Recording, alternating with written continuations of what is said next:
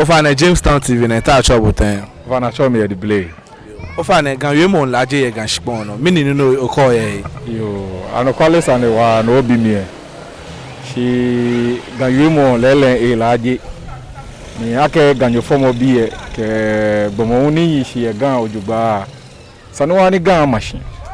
Ni yo gan e fo ake nkase ye imami ke papa ko nukpo ahụ ni yemo e shape ya ke akwe o awie ye ekwe sano lebeni sano ko nukpa awie ha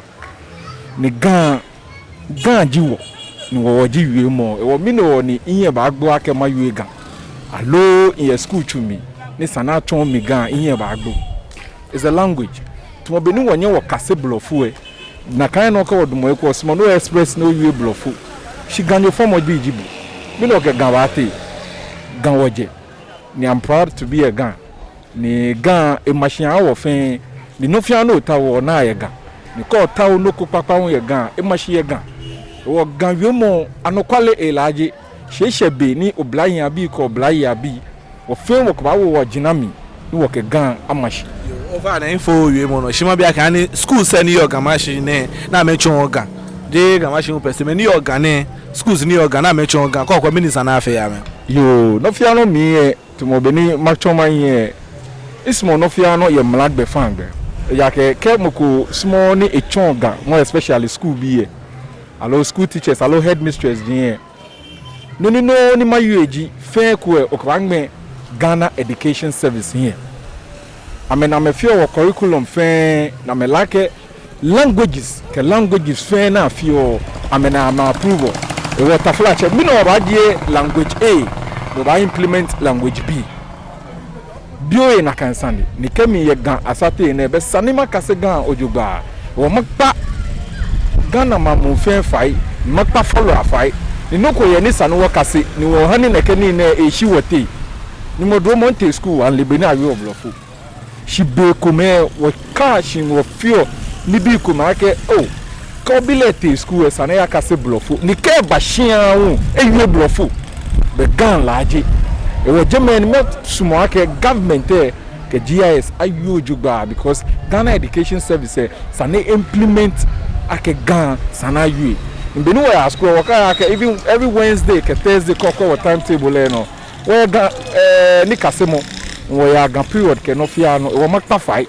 ni pa fa government pe ba wo follow en wo fitai e ja ke ko village school pe ne ba hia no we say homework e ka yo no shi a shi ogan na gan homework shi beni wo ya school ba na ke ko oba na English aha comprehension aha essay aha mathematics aha science aha religious and moral wo ya gan assignment oba na ke no ye no fe impromptu over na info ye mo na ekonwe over na ko minister ni wo onukpa ni ji mancheme ke se bi mi ko sana me fe ke ha gan ye mo ni laje ne yo ngowa fe mi e ba je wo mancheme ke wo shipi me ke wo le onukpa fe ni yo kutu em ko sofu fe ni yo gan kutu em fe sani wo promote gan dangbe eya ke ha gama bi pe by cut across o min pa fire ke mo fia mo onukpa ke mancheme fe efia na me promote because Ghana ya ni mene utasen no oye manche ye blofoma oye gashikono well this is the time ni bonsa no promote o younger ones wo blind ya bibi ani ba na kan ni ne te ba fete ni Ghana machine sa no entertain ni bi wo blame shamwe ko make ni bi na fe it educators the hand ni gbeke bi na lab ke ha gan ni fe mo over man bi boy ke ha bu pe na ojogba ye gan mini wa yen ofe ye gan we mo ne ye gan we mo ni laje ne okay ye gan we mo ni e laje masumoni government want to mobile a more scholarships on behalf of what me wa ke won fe masters wa fe na kan makpa fai ake more graduates ni work be na kan time this is the time ni sani mancheme ko nukpa ke ni bie kemi na kan gbe na mahame na kai gbe na ma meya na kasigan ojogba na nya chon ye senior high na nya chon ye other institutions e kefe na kan a promoter mokoye